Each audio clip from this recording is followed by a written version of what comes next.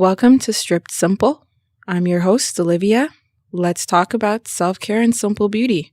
What you put on your skin is really important. I'm going to give you some ingredients, and what you do with them is up to you to decide. Mix and match as you desire. You are your own alchemist. Simple care, simple ingredients, simple beauty.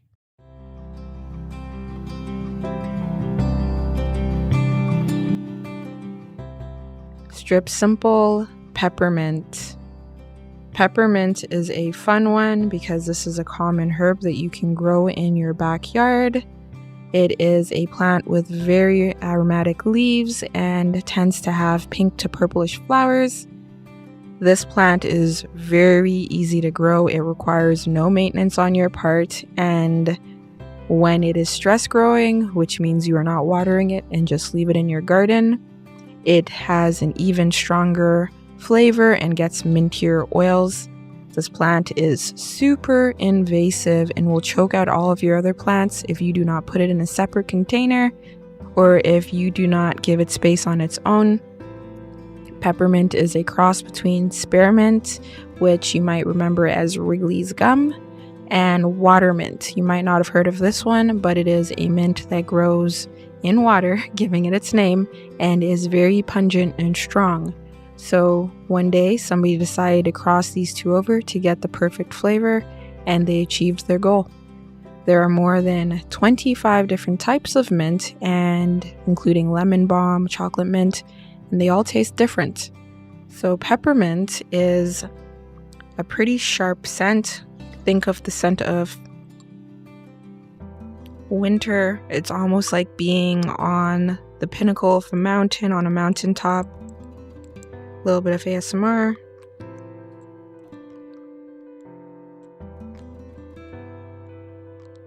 And achieving your goal and looking down with the wind in your face and having climbed this mountaintop, and it's just a very minty, very wintry scent.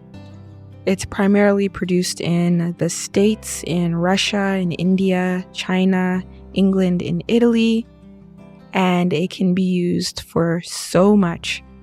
I suffer from some pretty terrible migraines and headaches, and this is an oil that is fantastic for that.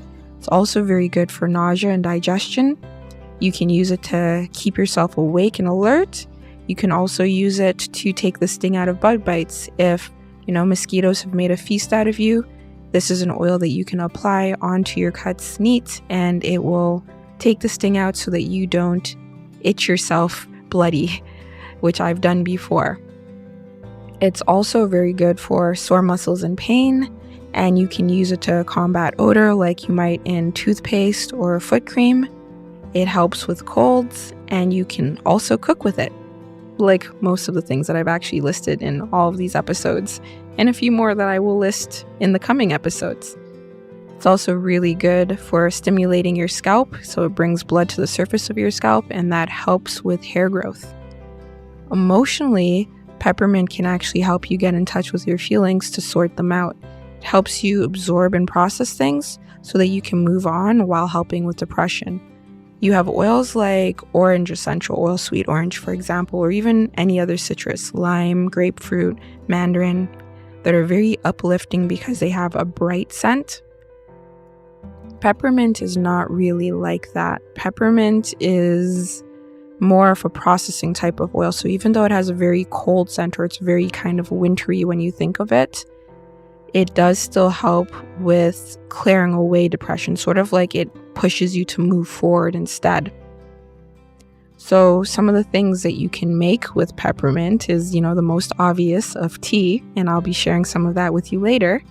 But you can also make your own blends with other herbs. So you can add fennel and ginger, for example, to it. Or you can make headache roll-ons, body oils, massage oils, hair oils. Another thing you can do is do a steam or a bath to clear your airways. I remember being a kid when my mom would pour boiling water into a face basin with a couple of drops of eucalyptus or peppermint oil and make me breathe it in and sit over top of it with a towel over my head. And if I was sick or if my nose was blocked, my nose would be streaming after that. Just a few minutes with breathing in that oil those airways would clear right back up. And when was peppermint discovered? A really cool thing I found when I was looking up this part of the podcast for you was that peppermint it's thought to have originated from Africa or the Mediterranean around 1500 BC. But dried mint was found over 3,000 years ago in pyramids. So I thought that was really cool. The oil was considered to be so valuable that pharaohs wanted to take it with them into the afterlife. And speaking of the afterlife, there is a Greek myth around this.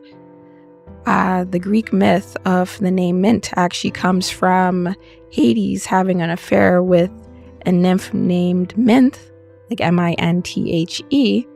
And when his wife found out, she turned Minthe into a weed to, make her into the pest that she was to her. In Hades finding out about this and, being a messy god, wanted to alleviate some of this because he was doing what some people do. And he altered the curse instead, not reversed it, but altered it to give her a sweet and calming scent to remind people of her whenever they passed by.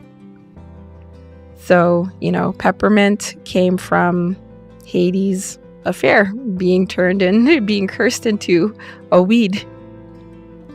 And peppermint is also the number one flavor of hard candy, no matter what the season. So even though a lot of people think winter, if you're having breath mints, if you have those red and white hard candies that you see a lot more during Halloween and Christmas, if you're having any kind of hard candy, the top flavor that hard candy will come in is peppermint. It's also the first flavor that was ever added to gum. So tune in next time for more Strip Simple ingredients. And remember, you are your own alchemist.